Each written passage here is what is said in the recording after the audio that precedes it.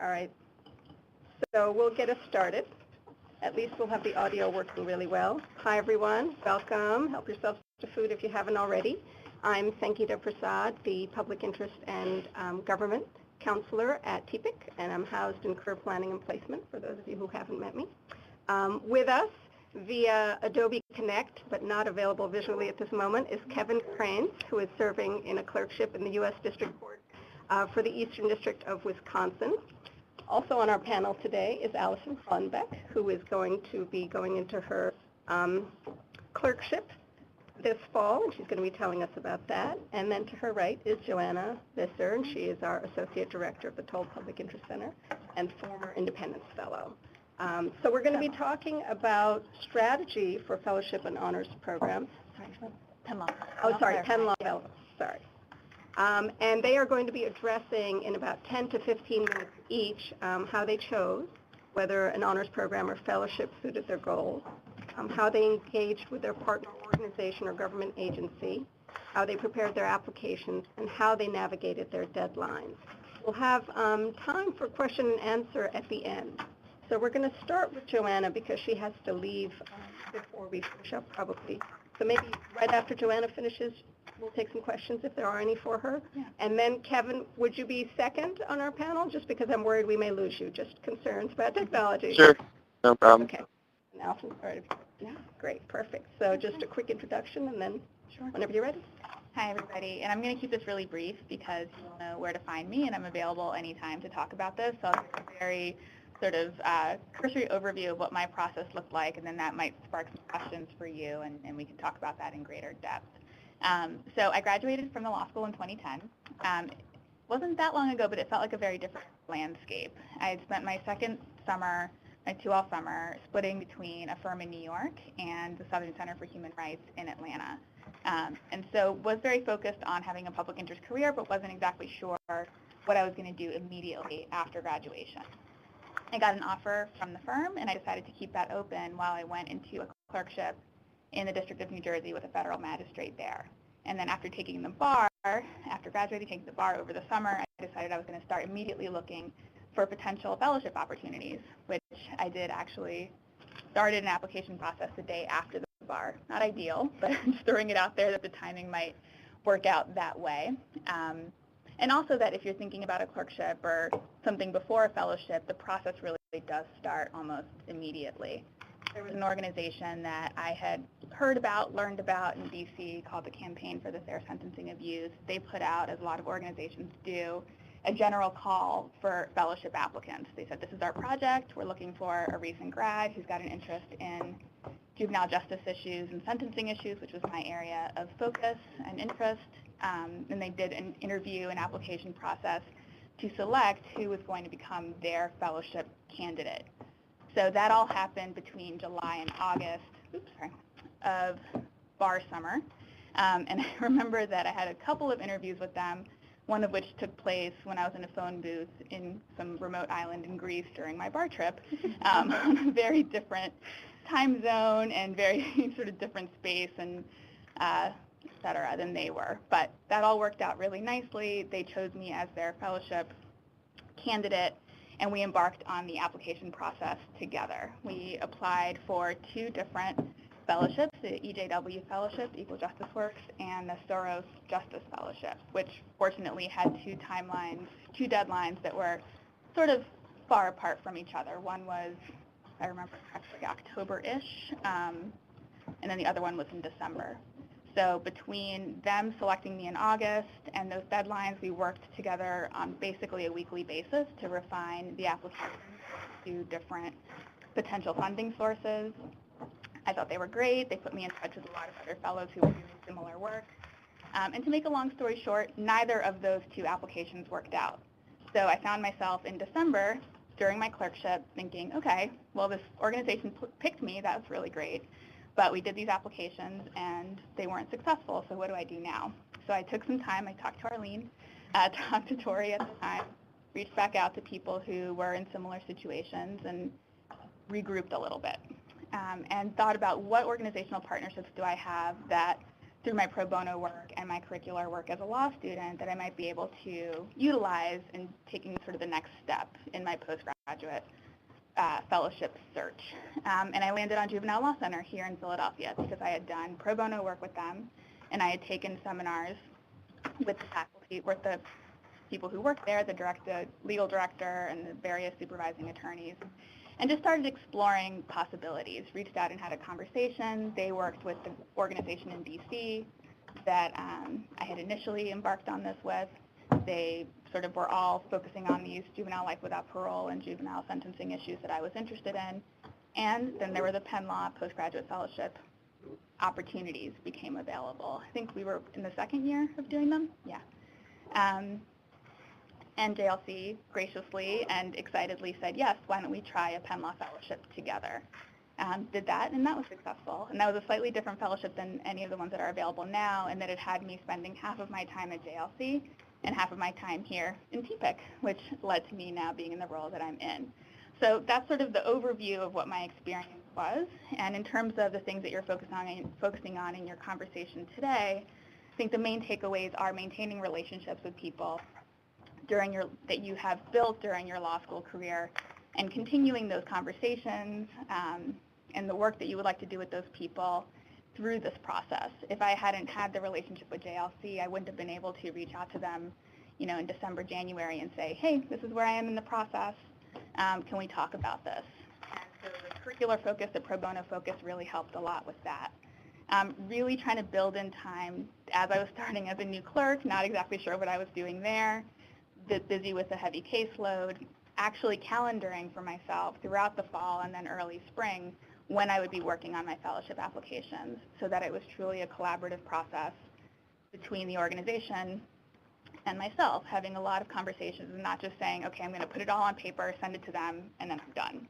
It was a constant sort of reflexive, we're doing edits together, we're talking about things that may or may not work, we're reaching out to other colleagues in the field who've had similar projects and have some advice about what works and what doesn't. And that all was continuous really from August, like I said, when they chose me, until March-ish, I guess, when the Penn Law Fellowships were announced, and that was with 2 different organizations and lots of different people.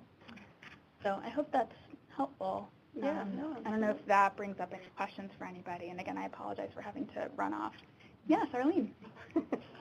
You mentioned balancing the timing for 3 things that students are frequently trying to balance, which is exploring a private sector opportunity, going through the clerkship application process and a clerkship, and going through the fellowship application process and the fellowship.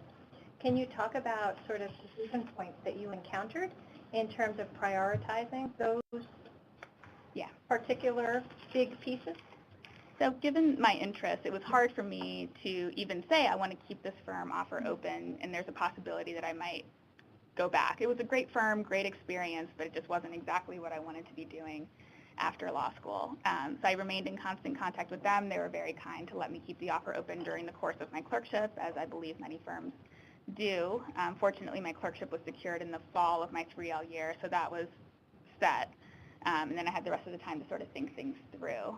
In terms of balancing all of those sort of simultaneous opportunities, I remained in contact with my mentors at the firm so that we were on good terms, and they allowed me to sort of push it out a little bit as I was negotiating whether or not the fellowships were going to work out.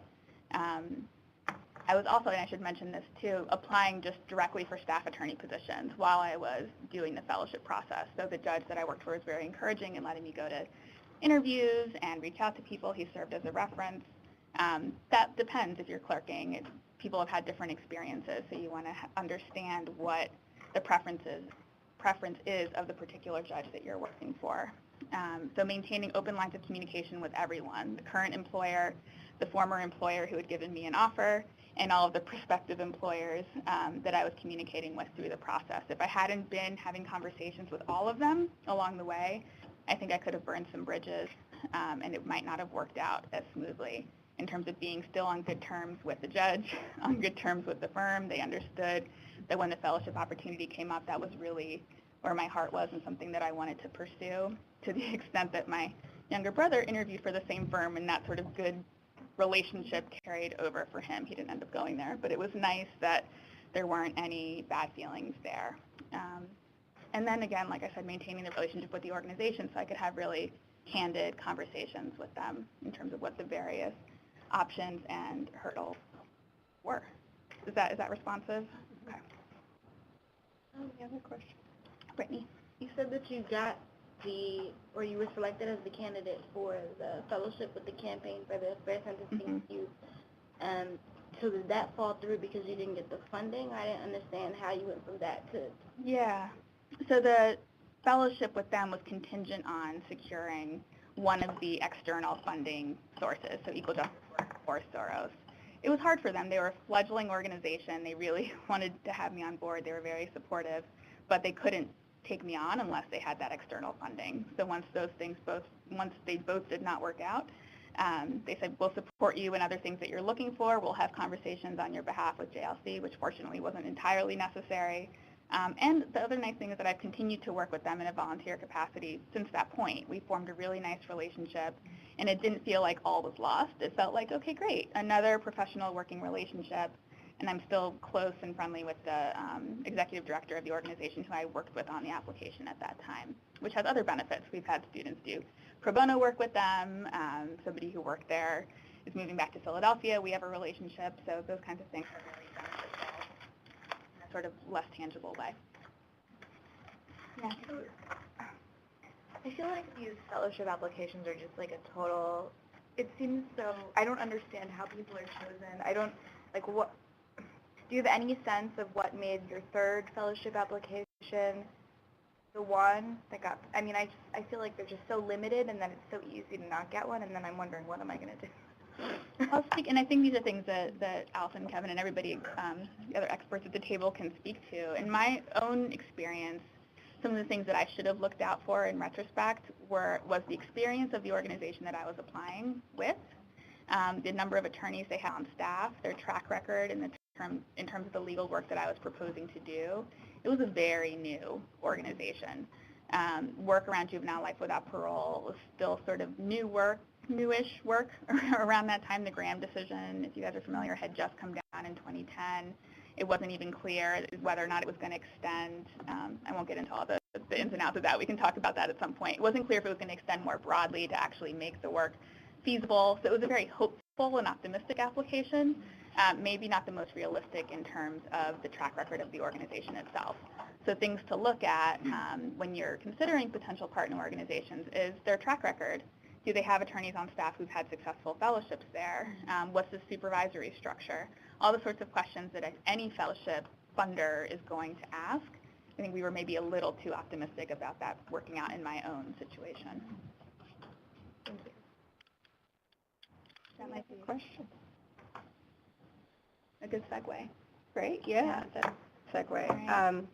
So Kevin, if you would, similarly, just a brief introduction of yourself, and then those 4 question areas, and then we'll open it up to questions for you as well. Sure.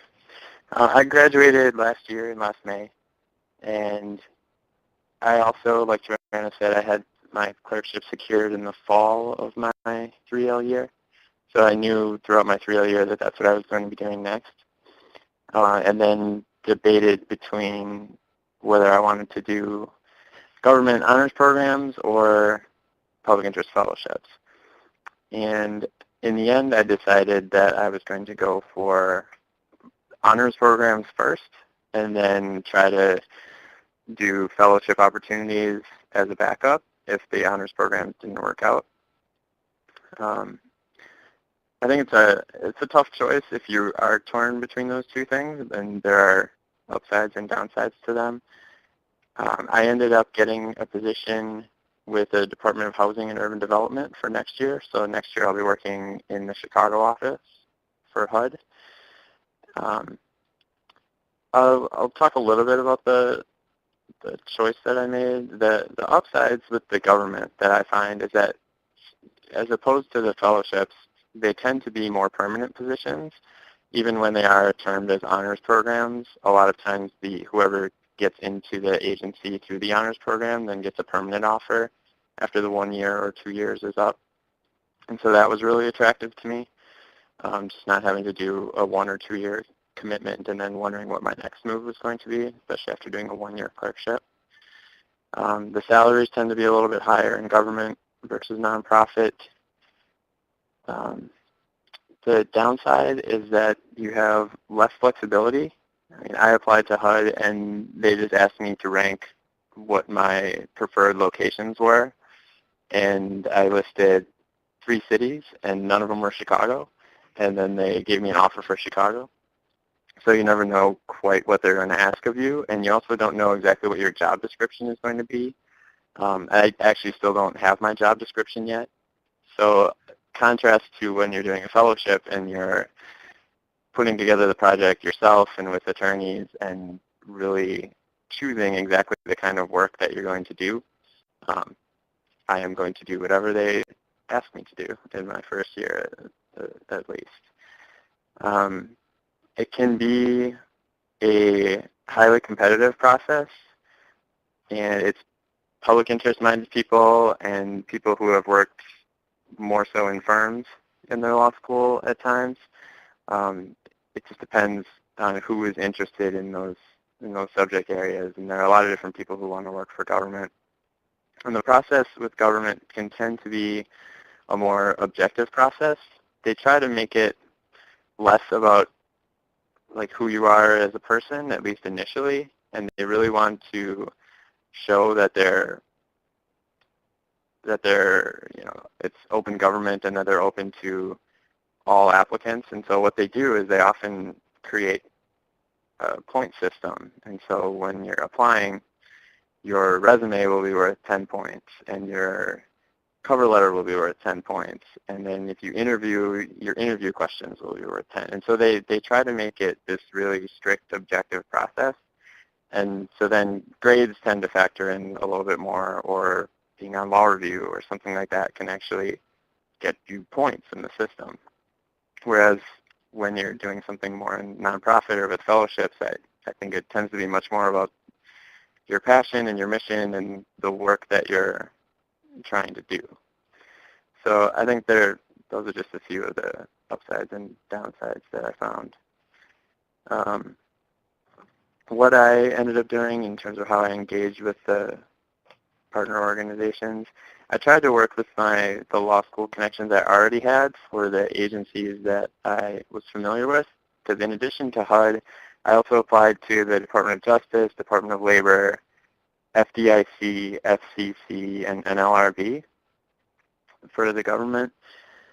And I knew I had worked at the Department of Labor for one of my semesters, and so I had some connections there, and so I talked to my friends who were still there. And then I just reached out to alumni who were working in those agencies that I didn't know at all, because some of those agencies I had no contacts at.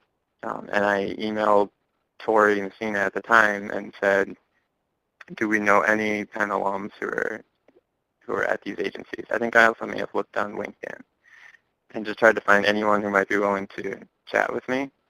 And so I encourage you to do both of those things, talk to the people you already know and reach out to new people, because I've found that people are generally really willing to help others who come from their same law school and are trying to go through the process. So that was really helpful. I made a few connections that way. And it's also helpful to maintain a relationship with them throughout the process. So if they're willing to talk to you over the phone and you talk for a half hour and get information about the agency, it's really helpful to use for your cover letter and like tailoring your resume and tailoring your application and writing sample to what the agency might be looking for. And then after if I got notice of an interview, then I would contact the person again and say, look, I got an interview. I was wondering if we could talk again in preparation for the interview.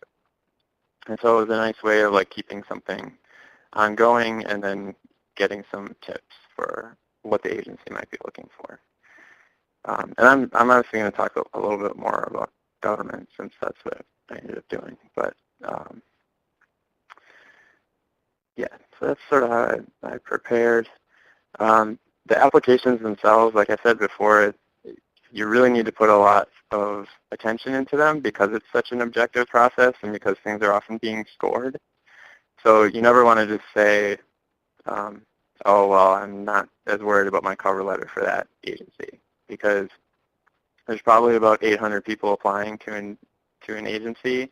If they're going to pick 10, or, depending on what it is, I think there's like 2,500 people who apply to the Department of Justice, and for like 20 attorney positions plus the immigration clerkship positions, which Allie can talk more about. So you never want to have any part of your application feel like it's a weakness. Otherwise, it can get your application tossed. So it's really important to spend a lot of time on those things. And like Joanna said, it's a struggle to do that, especially when you're just starting a clerkship or starting your 3L year or have a lot of other things going on. But it really does make a difference if you have a really strong cover letter and your resume is tailored for every organization, and even your writing sample, to the extent that you can, is tailored to exactly what that organization might be considering. Let's see what else. So that's, in terms of timeline, Department of Justice was first. That was right after Labor Day. I think it was due the day after Labor Day. And that was probably the most involved application because you actually have essays to write for them. And they have this online application that takes a long time to fill out. And then most of the other government honors programs, I would say late September was when those applications were due. A couple of them were in October. But by the end of October, I think I had almost all of them completed and turned in. And the earlier you can turn them in, generally the better. But as long as you get them in by the deadline.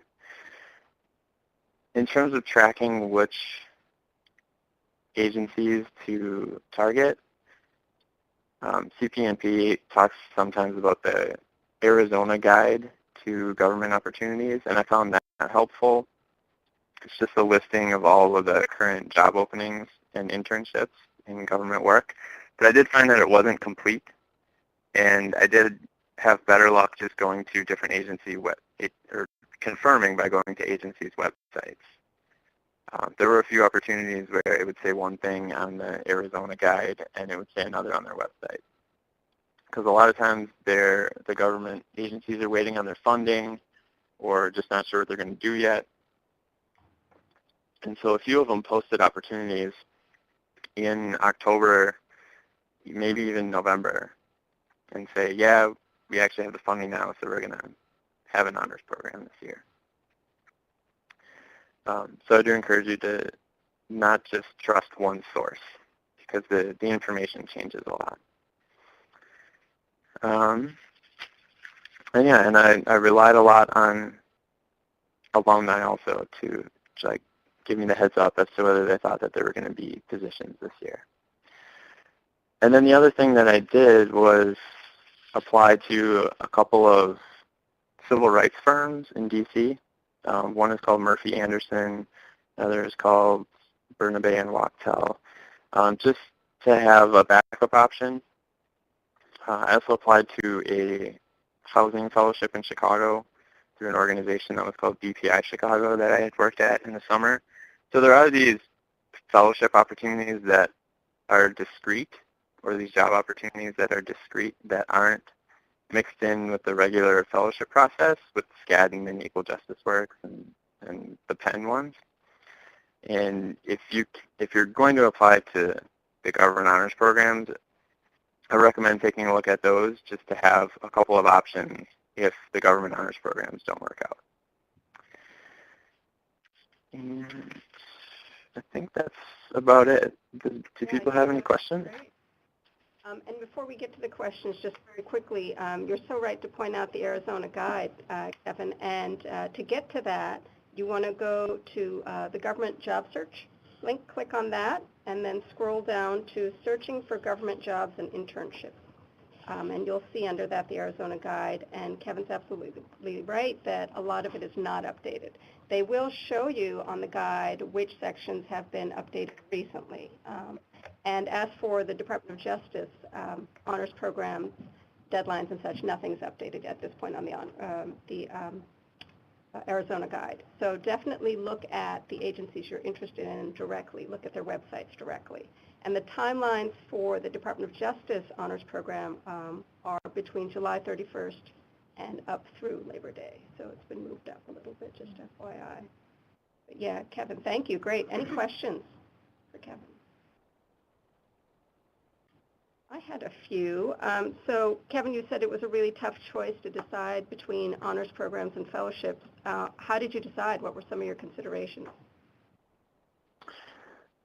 For me, I was looking for something that would potentially be a little bit more permanent. That was a big criteria for me. I guess I had enjoyed the government work maybe a little bit more when I was doing it in law school, and I thought that it might suit my skill set a little bit better, that I would be a better fit. But it's really it's a combination of considering both what you want to do and think you'd be really good at and giving that a lot of weight, and also considering what you think your best chance will be. Some people are really strong fellowship candidates, and they know exactly what organization they'll want to work for and know exactly what kind of project they want to do.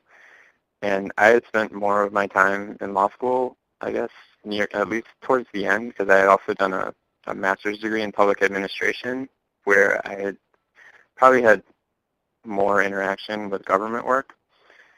And I just felt like it was a little bit more comfortable for me at that point. And I felt like I was probably going to have a better shot of getting it because I could spread my application to a couple of different agencies and at least have 5 or 6 agencies in the running. And then if that didn't work out, then still try for a fellowship after that. Of course, the Penn fellowships are normally in March. The government honors timing, I think my interviews were December mostly, like mid-November to December, and then you generally find out in January, hopefully, whether you're going to get it or not. So then if those things don't work out, then opportunities that arise in January, February, March are still available to you. That's great, Rita. Got it. Any other questions for Kevin? Kevin, can you just explicitly talk about this is Arlene. Hi, Kevin. Hey. Can you talk explicitly about your decision to do a clerkship first? Yeah, I'm trying to think of when I exactly made that decision, but I had been encouraged by a lot of people to at least give it a shot to try for a clerkship, and I think it's beneficial for almost any kind of work that you're going to do after that. If you're going to be in government, it's definitely helpful, and if you're going to be in the private sector, it's certainly helpful, and if you're going to be doing legal aid work, I also think it's helpful for that. I'm basically spending the whole year watching other lawyers argue and reading their briefs and improving my writing skills. And all those things would be incredibly beneficial regardless of what track I would have ended up going down. So if you have the opportunity to do it and you think it's worth giving it a shot, then I encourage it. And I encourage you to give it a shot if it's something you would want to do, regardless of whether you think you meet all of the traditional criteria, because I definitely didn't. Hello? Hello? Oh, yeah, you are there. Okay, good. What do you mean by that? What do you mean when you say you didn't meet all the criteria? In terms of, I wasn't on law review. I didn't have the highest grades in the class. I didn't fit some of the traditional ideas of what you would do to prepare to be a clerkship applicant. But I found judges that were more interested in the experiences I did have and my writing abilities and my interests, I guess, and my career interests. So I think it's worth giving it a shot. But if you do it, then do it all out and make sure you put full effort into it and do the same sort of networking that you do for government and nonprofit jobs and to try to get a clerkship position. feedback on that was good to hear.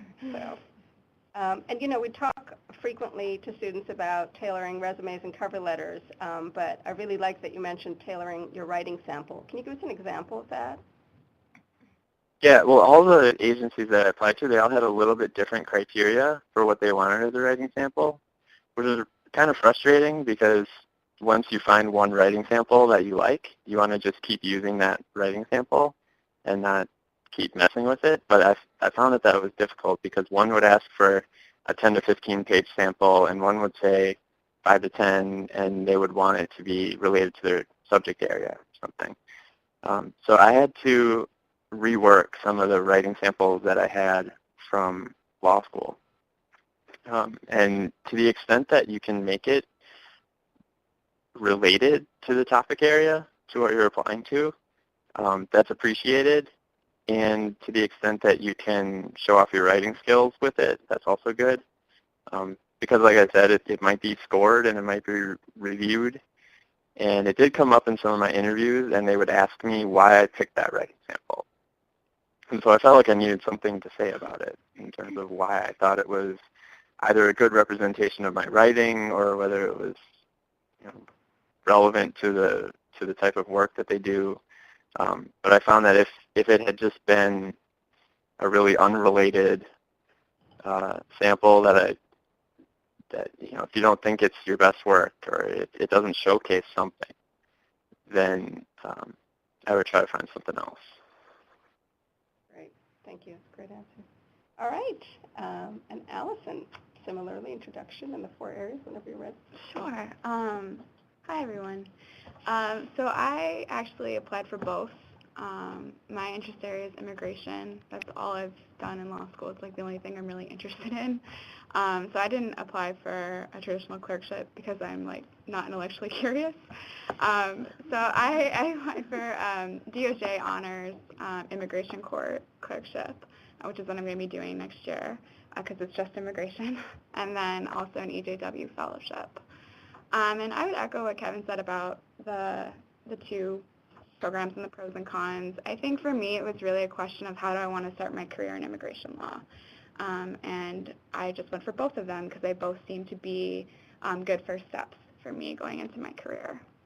And so I think I'll talk a little bit more about EJW and navigating that process. With DOJ, I'll just say really quickly, like Kevin said, it's an online portal. It's massive. You write essays, you submit it. You wait, you get an interview. It's all very systematized and massive. My program, they hired 70 people this year. I think I was one of like 250 people who were interviewed. It's just like a really different animal than an EJW fellowship is. But I can answer more questions about that if anyone wants to hear about that. So with EJW, in terms of how to engage with the agency, there's a bunch of different points at which you do that. And I think for me, I found I applied last fall, so I'm a 3Ls, I think everyone knows, but I found myself talking to organizations in the summer before 3L year, and I put it off a little bit later than I should have. There were 2 organizations that I was interested in talking to and interested in potentially applying to fellowships with, and I started really looking at it seriously in June. And by the time I had looked at one of those organizations' websites, their deadline had already passed for sponsors. And so I panicked, and I happened to know the executive director there and emailed her. She happened to be coming to town. We went out to breakfast, and I mentioned to her that I missed a deadline, and then she said, oh, that's not real. But at the same time, so ultimately, I think the message is look at those early. Like I would start looking at those at the very beginning of the summer. I was told that. It was my fault that I didn't do that. Don't make the same mistake I did. It makes it just much more stressful than it needs to be.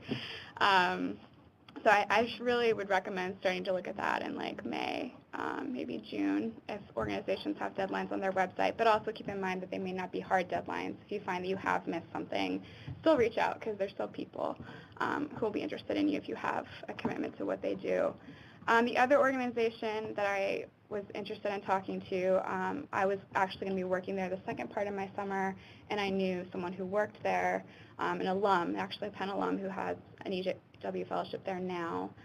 who was really helpful to me throughout the whole process. And I talked to her about it, and she was able to give me insight into what the organization was thinking for a fellowship. So just as background, is everyone familiar with EJW fellowships and kind of how they work generally? An organization chooses an individual, they do a project together, you send it to EJW, which is kind of the middleman organization. They then send out your applications to firms and corporations around the country. Those firms and corporations are the ones who choose who they interview and ultimately fund. So it's really interesting. There's a lot of moving parts and a lot of different components. And so I found that both organizations that I talked to kind of already had a project in mind that they wanted to move forward with, one much more strongly than the other. And so when talking to this alum at this organization, she was able to tell me this is where they want the fellowship because they have a bunch of different offices. They're looking at this area, so that when I applied, I could kind of tailor what I was saying to that area. An application, so that the first step is you apply to the organization to get selected as their person they're going to apply with fellowship with. Does that make sense? And so that was actually much more rigorous than I thought it would be, and I think organizations approach it differently. The first organization was super informal. I got like one sentence responses from the executive director. It was just very kind of, the deadlines were very not real. It was just very relaxed. And the other organization had much more of a system and had more real deadlines, and so I think organizations do it differently. So I sent in a resume and what's called a letter of interest, which is basically a cover letter from what I can tell. I think it's maybe a little bit more involved. You talk a little bit more about how you'd want to work at that place long term because you're applying obviously for a bigger position than like a summer internship. And then they interviewed me, and the interview was really intense. I think, again, like organizations do it differently, but it was probably like one of those most intense interviews I've had. And at the start of the interview, they told me the project that they wanted to do, which is not at all what I was expecting, and it totally threw me for a loop. And they asked, it's maybe a 45-minute to an hour-long interview. And I think they were, like, kind of what Kevin touched on this, I think what they were really looking at from me was, are you passionate about this issue? Do you have the experience, and do we want to work with you? It was a lot of personality and character questions. And so from there, when they offered to apply with me, then we moved forward applying together, many drafts of the application, because I guess this happened in late June that I had interviewed with them, and they selected me like the next week. And so the EJW deadline is mid-September, so it was July, August, and part of September that I was working on this application. And I came back to Penn, and I got a ton of support from people here at Penn, and I think that with their help, I was able to put together the best application humanly possible that I could have put forward for this project with this organization. And so I think, and then I was selected for an interview in the fall, and had a lovely interview with a firm in DC. I can talk more about the interview process if people want to hear about that separately. Was not ultimately funded. And to answer your question as to like why they may have been, I think it's hard to say. I think that the thing with fellowships, especially with equal justice works, is because the people who are making these determinations are firms or corporations or what have you, or foundations or individuals. It's not a purely meritorious system in the same way that maybe Skadden is more like. I can't speak to Skadden, I haven't done that, but it comes down to what does the firm want to fund, what kind of opportunities do they want their pro bono attorneys to be experiencing. There's a lot of factors, and that's not to say that it's in any way like problematic. I don't think, or I shouldn't say that. It's not to say that it's rigged or that I felt like I was cheated by any means. I think that there are so many great projects and so many great people and so many great organizations that just because I felt like I did the best I could do didn't mean that it was automatically going to get funded. It's just not that kind of one-to-one situation. So I think that's something to just be practical about and pragmatic about and have real conversations about that with your organization and with people here at Penn, because people here at Penn really understand how that all operates. And I had a lot of conversations where I was just like, I just don't even understand what they want. Like, I have no idea. And I got a lot of support in that, and I thought that was really, really helpful.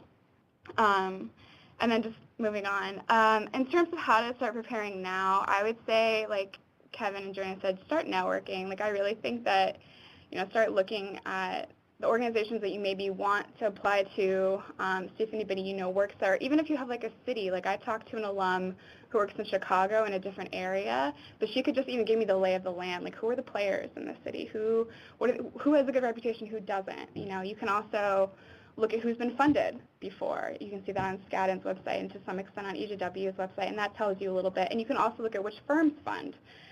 For EJW, you can look at which firms fund which types of projects. And then, start thinking about if it's more of a subject matter or if there's a particular area, just start like researching potential partners on their websites and as well. If you have a connection or if there's anyone who you can talk to, see if they're even looking at applying for a fellowship, and if they have a particular project in mind. And then are you guys going to be applying through all year? Is anyone here planning on applying in the fall? Okay. I would think really seriously about your course load if you're going to be going forward with an EJW, and especially if you're doing that and a SCADN. I think the application process, the deadline was September 17th, and then you're just kind of on hold waiting for an interview. And then if you get an interview, you have like a week's notice. And that week, like everything kind of just stops. Like your life just is kind of on hold for that week as you're like preparing, and you get a ton of support. I had, I think, 2 mock interviews with like 5 different people, and they were amazing. I had my friends and everyone, and it's just like a week that you really want to be able to devote to interview prep. And then, and recommenders. Start thinking about who you want as a recommender, because you need recommendations for EJW letters of rec, and you really want those to be legit. You don't need those for DOJ. And then just in terms of navigating deadlines, like I said, look early at fellowship sponsors, like actually don't do it. Don't be like me and ignore it. Like actually do it. And I think the DOJ deadline was Labor Day. Yeah. I have a question. So it sounds like early on Kevin determined that he was going to do one or the other. I'm kind of in the position where I'd like to do both. Yeah. I'd like to not.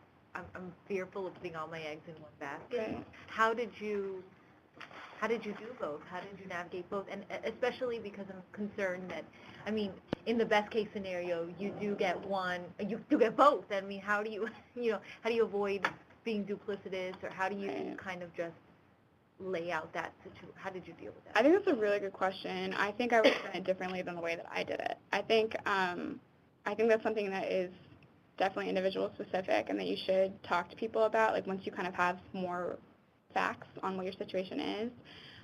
My partner organization never asked me if I was applying for anything else. I just didn't disclose that to them. Had I gotten the fellowship, I absolutely would have taken it, like no question, because I felt like that was the commitment I had made. I ended up getting the DOJ offer in like late January, at which point I felt like it was appropriate for me to pull out of EJW. But I think that there are better ways to navigate that process than I did. And one thing that I would just say in general that I wish I had done differently with the fellowship is I just wish there had been more communication on both sides, but also from myself with my partner organization. I felt like there were times where we either miscommunicated or I found out things after the fact that I think could have been avoided had there been more communication at the front end. And I think that's something that you'd be well advised to do, and I would talk to people here who can really guide you through exactly how to have those conversations. If you don't mind elaborating, what do you mean in terms of like communication issues? Like what in particular was kind of problematic? Yeah, it was just like I felt there was a point where, from the organization standpoint, this is an opportunity for them to bring on another attorney, and they have a project in mind. And so like as I was applying, the project kind of evolved. What the project initially was kind of changed throughout the application process, which was one reason why there were so many drafts. There were times where I felt like I wasn't given all the information I needed going into certain parts of it. But I think that I also didn't ask for that. Like I didn't give them the opportunity. I wasn't as assertive as I could have been at different points, I think. And not that I don't mean to make it sound negative or adversarial at all, but I think that I was kind of in this posture where I felt like this is my only opportunity. Everything is on the line. Like I am beholden to them, and anything they ask of me, I will do. And I think that was kind of a problematic dynamic, and I wish that had been more of a partnership. And I think that I could have I would have done better if I had been more active in creating that dynamic.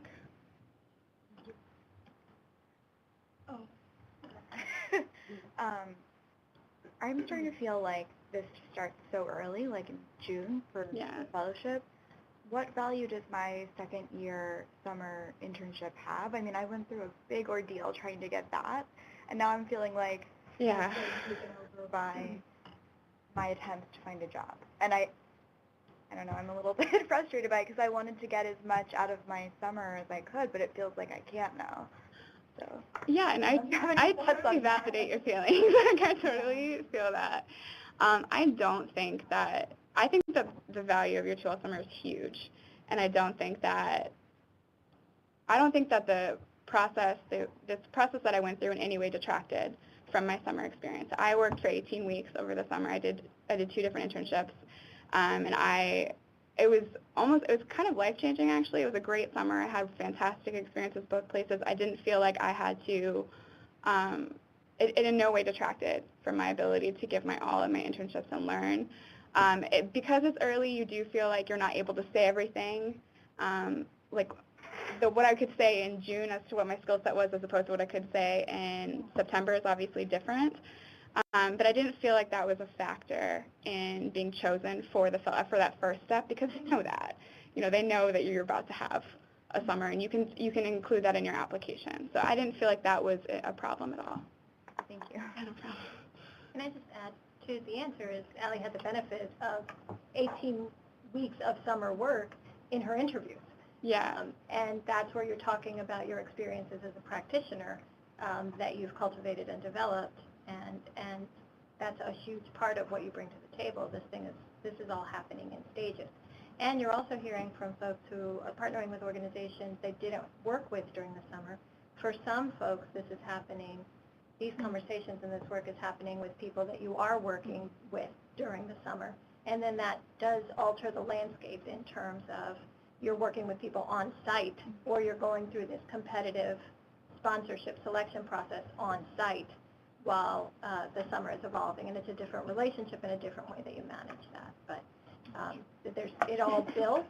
It's like a snowball, and so every single experience that you have matters very much. I was going to say, Katrina, over this past summer, I was working, there was a 2L while I was 1L, who basically procured a sponsorship organization where she was working, and then they already started working on SCAD and that very summer. Yeah, I think it would be really feel like an ideal, I guess. Yeah. Yeah, and I mean, both organizations that I talked to, I hadn't worked at either office. And the organization that I ended up applying with, I had worked at a different office. So I applied with the Baltimore office, but I was working in Houston. And when they were choosing me, like after I'd done my interview, I think I did my interview during my first week in Houston. And so after my interview, they called the attorneys at the Houston office, who had known me for a total of 4 days, but got feedback on me there as well. So I think there's a lot of iterations. I think it would have been great if it had been in the office I had been working in, but I didn't think that it was. I didn't think it held me back in terms of being selected. Thank you. I have 2 questions. How did you go about, I guess, reaching out to organizations that you didn't have a prior relationship with? And the second one is just, you were talking about with EJF that you were interviewed by the firm. I didn't realize that, EJW got its funding from firm, so are you technically an employee of the firm? And if you are, that kind of changes the way I thought about this whole entire thing. Yeah. Can I just talk about the different fellowships for a second? Yeah. EJW, the national fellowships you should all be familiar with, are Equal Justice Work, Soros, and SCADN. The SCADN information was fully presented a couple weeks ago, and many of you were there, and we had some of our successful SCADN alumni there as well. We have successful EJW alumni as well. There are some local fellowships, like locally there's an Independence Fellowship that also has this competitive process. And there's an Echo and Green Fellowship out there in the universe that is sort of in a different space than all of this. Soros and Echo and Green tend to look at folks who've been out in practice a bit more, and so immediately coming out of graduation, most folks are looking at either EJW or SCADN. There are also some organizational fellowships. So for example, the ACLU, different kinds of practice areas might have organizational fellowships that they also have applications and deadlines for that folks can apply for in specific practice areas. There's a new immigration fellows program in New York that has its own sort of separate stream of practice for folks who are interested in that. And then there are national organizations like the National Women's Law Center that used to fund their own fellowships, but when the legal practice world changed, didn't have enough funding to do that, but will put out calls for sponsorship across the country and say, we will do a national selection process to fund you or to sponsor you, to give you the privilege of applying with us for a third-party funder like Equal Justice Works or SCADN, which is similar to the national call for fellows that Joanna spoke about. Modestly, incidentally, because it was a national call for fellows, and they selected her to be the person, you know, whose basket they put all their eggs in. And they chose really well, and there were a million reasons that that didn't work out outside of Joanna. But these are the different things. SCADN is a foundation that is fully funded and not only runs the whole process, but also pays for your fellowship. Equal Justice Works is a nonprofit entity, and it exists through the generosity of corporations and firms that pay for each of their individual fellows. So with SCADN, you have a two-part process. You have to select you have to have a partner organization agree to sponsor you for a SCADN fellowship. So you have to do that engagement. But then you can't get married unless SCADN says, yes, we're going to fund you. With the EJW, it's a three-step process. You and the partner organization have to get engaged. Equal Justice Work sets the wedding date, but then you need the third-party funder to interview you and say, and I pronounce you man and wife, or whatever partnership iteration that might be. I pronounce you spouse and spouse.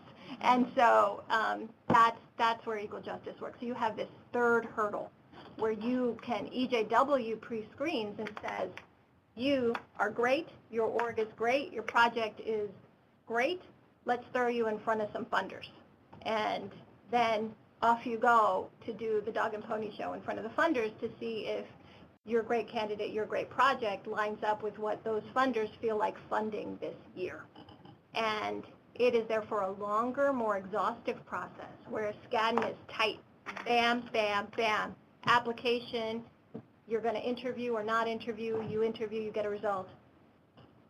EJW is rolling until maybe by April they have figured it out. So it's a different thing, and you got to buckle your seatbelt because it's a long, bumpy ride. But that's the difference, and I'm sorry, I think that's probably, you know, the differences that you need to be aware of. So you won't be working for a firm, because you're saying that would change your view of it.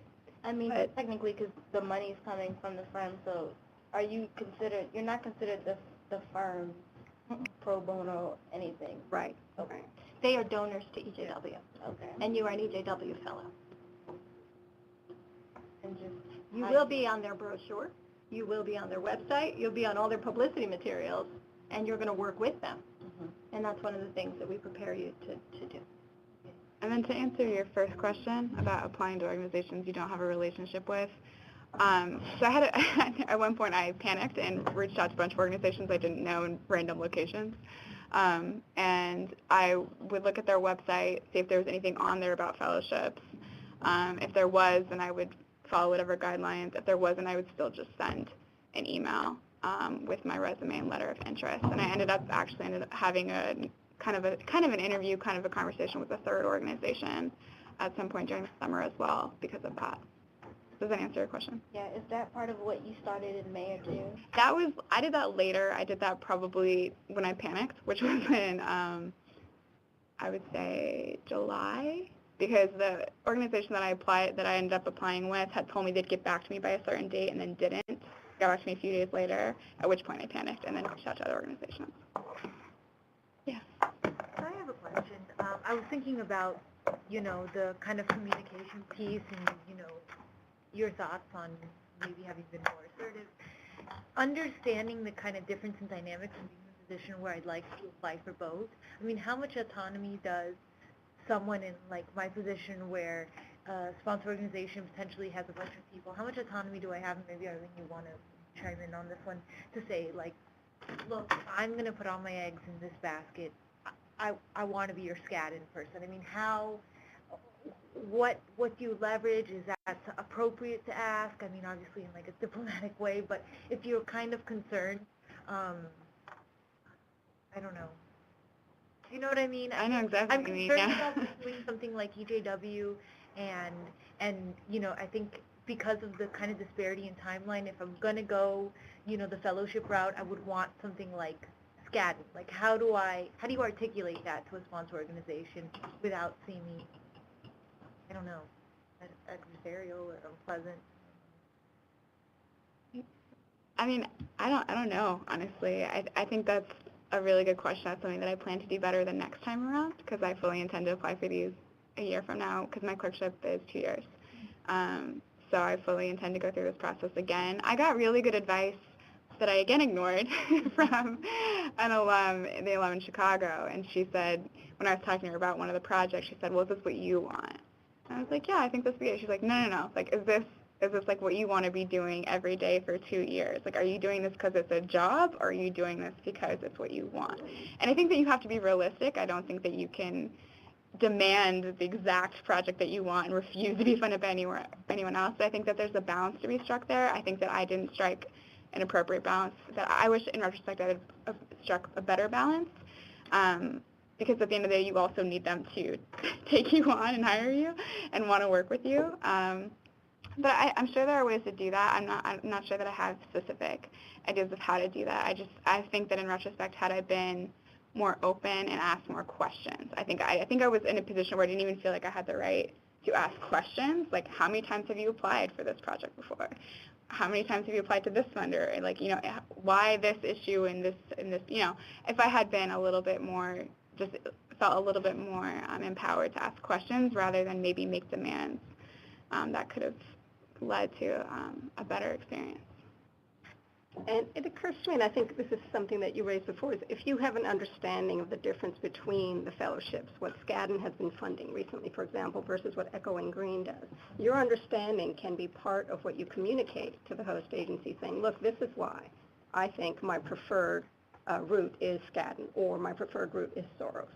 It fits within what they've been doing, it follows the trends, this is a hot issue, their 4 main subject areas are XYZ, and this would fit within one of them, et cetera. So, I mean, you would want to have those kinds of criteria and not just, Skadden would be great because I love New York, or, you know, I mean, you don't, yeah. So I think you could persuade them with real objective information. All right. Can I ask? Okay, sure. Ali, so you've applied to the Government Honors Program, but your position is technically a clerk, right? Yeah, it's very confusing. But I think that sounds like a really happy place to be, because I feel like clerkships kind of frees time, but you're doing it through Government Honors. Yeah. So how did that work? I mean, are there other positions that look like that, or? I honestly am not sure. I just know that I knew a couple of alums who had done this project or this program, and talked to them beforehand. And I just knew, like I said, I know exactly the area of law I want to do, and I'm only interested in that. And maybe I shouldn't be, but I am. That's just how I am. And so this was the only honors program. This is the only clerkship for what I wanted to do, so it's what I applied for. I think it's definitely the biggest component of DOJ. I'm not sure if there are other similar positions in other agencies, but I will say that something that Kevin kind of touched on is, if he's still on, is I think in hiring through the DOJ, they did take on a lot of people that had done summers with them, and I didn't realize that when I was applying. So there are 70 people that they hired, which sounds like a lot, which is a lot, but at the same time, they reserved a lot of those positions for people who had been in certain offices over the summer.